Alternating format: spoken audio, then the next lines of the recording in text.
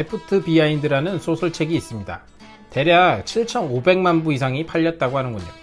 제가 어린 시절에 이 책으로 설교하신 전도사님도 있었습니다. 간단히 말해서 어느 날 갑자기 종말이 오고 사람들이 하늘로 올라가는 휴거가 일어난다는 내용입니다. 네, 헛소리입니다. 헛소리 하지마 임마. 코로나가 유행하면서 유튜브 설교와 예배가 활발해졌습니다. 조금만 찾아봐도 마지막 때가 왔다는 영상들을 쉽게 찾아볼 수 있습니다. 맨날 지금이 마지막 때라고 합니다. 곧 핵전쟁이 일어나고 이스라엘이 회복된다는 등의 이야기를 합니다. 네, 헛소리입니다. 헛소리 하지마 임마. 요한계시록에는 천년왕국이라는 개념이 나옵니다. 계시록 19장, 20장의 내용인데 여기에 대해서는 나중에 자세히 다루겠습니다. 그런데 여기서 잘못된 신학이 하나 튀어나와요. 그게 바로 세대주의 전천년설입니다. 그냥 세대주의라고 일단 기억하세요. 간단히 말해서 맨날 종말 타령하는 사람들입니다. 으악, 지금이 종말이다. 큰일 났으니 회개해라. 안 그러면 너희 모두 멸망한다. 이런 사람들입니다. 네, 헛소리입니다. 헛소리 하지마 임마. 지금이 종말일 수도 있습니다. 그런데 아닐 수도 있습니다. 무슨 말이냐고요? 성경은 그건 하나님만 아신다고 못 받고 있기 때문입니다. 이제 역사적으로 살펴보죠. 요한계시록 당시에 바벨론은 로마 제국이었어요. 로마의 박해를 받으면서 생각했죠. 언젠간 저 로마 제국 망할 것이다. 하나님이 승리할 것이다. 그런데 놀라운 일이 벌어집니다. 콘스탄틴 황제가 기독교 박해를 끝내고 정식 종교로 인정했기 때문이죠. 그러더니 테오도시우스 황제는 아예 기독교를 로마의 국교로 선포합니다. 이교도 로마 제국이 끝나고 기독교 로마 제국이 시작된 것입니다. 꿈같은 상황이죠. 그럼 이제 뭐가 남았을까요? 예수님이 재림하시고 천년왕국이 시작되어야 합니다. 근데 안 오셨어요. 사람들은 혼란에 빠졌죠. 그럼 계시록은 어떻게 해석해야 할까요? 자, 여기서부터 계속 시간이 흘렀습니다. 시간이 흐르면서 사람들이 계시록이 그냥 쓰여진 대로 막 해석하는 게 아니라 영적인 해석, 상징적인 해석으로 바꿔 읽어야 한다고 생각하게 됩니다. 그 대표적인 학자가 누구였냐면은 어거스틴이었어요. 지금의 보수적인 장로교의 입장이라고 할 수도 있습니다. 하지만 시간이 흘러 12세기가 됐죠. 요아킴이란 사람이 다시 나타납니다. 세대주의의 시초라고 할 수 있는 사람이에요. 자신의 시대 이후에 천년왕국이 온다고 말했습니다. 지금 몇 세기죠? 그래서 어떻게 됐을까요? 네, 안 왔어요. 19세기가 됩니다. 존 넬슨 다비란 사람이 나타났어요. 휴거 후에 대환란이 온다고 해요. 그러면 대환란 왔을까요? 네, 안 왔어요. 이제 감이 오시나요? 세대주의의 가장 큰 문제가 뭐냐? 요한계시록을 자기 맘대로 해석한다는 것입니다.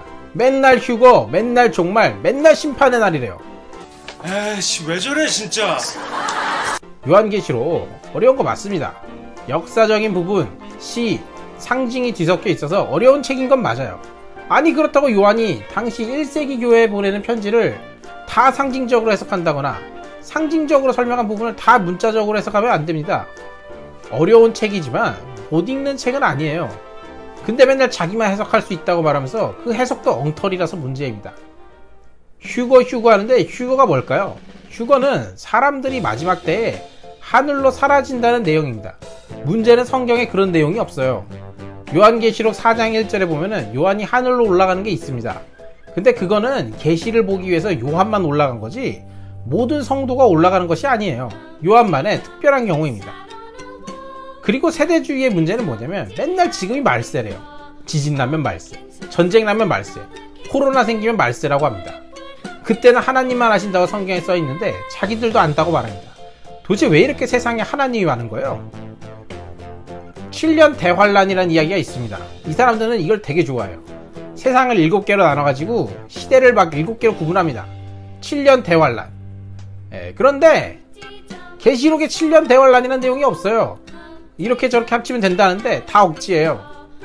그리고 무슨 맨날 핵전쟁 이야기만 합니다. 핵전쟁을 정당화하는 겁니다. 핵전쟁이 일어났다. 거봐, 일어날 일이었어. 안 일어나면 어떻게 되냐? 곧 일어난다고 해요. 핵전쟁이 그렇게 좋은가 봅니다. 하나님 믿는다면서 핵전쟁이 일어나길 기도하네요. 다른 전쟁도 있어요. 이슬람과 전쟁하는 것은 성스러운 전쟁이라고 말합니다. 뭔 소리예요? 전쟁은 전쟁이에요. 일어나선 안 될 비극일 뿐입니다.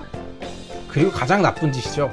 자신의 생각과 다르면 마귀의 세력이라고 합니다. 세상이고 뭐가 없어요. 자신들을 인정 안 하면 다 사탄이라고 말합니다. 자, 지금까지 내용 중에서 근데 내가 이거 어디서 들어본 것 같은 내용이다. 세대주의입니다. 상대하지 마시고 도망치시기 바랍니다. 자, 여기서 이제 끝내고 싶은데 그러면 요한계시록 더 읽기 무서워지겠죠. 요한계시록을 바르게 읽기 위한 방법들을 간단히 정리하고 마치겠습니다. 먼저 첫 번째로 요한계시록은 요한이 1세기 그리스도인들을 위해 쓴 편지입니다. 그 시대 사람들을 위해 쓴 편지이지 미래를 예언하면서 쓴 것이 아닙니다. 물론 시대를 초월하여 그 시대의 목소리가 우리에게도 들리죠. 예수님은 십자가에서 승리하신 분이다. 로마에 저항하듯이 악의 믿음으로 저항해라. 알아먹을 수 없는 예언만 하는 그런 말씀이 아니라 바로 지금 우리에게 말씀하시는 메시지입니다. 요한은 유배 당시에 그리스도인들에게 편지했기 때문에 상징, 은유, 시 등을 적절히 섞어서 무슨 암호문처럼 편지를 썼어요. 그 당시 그리스도인들만 이해할 수 있도록 말이죠. 우리 할머니도 그거 보던 잘하겠다.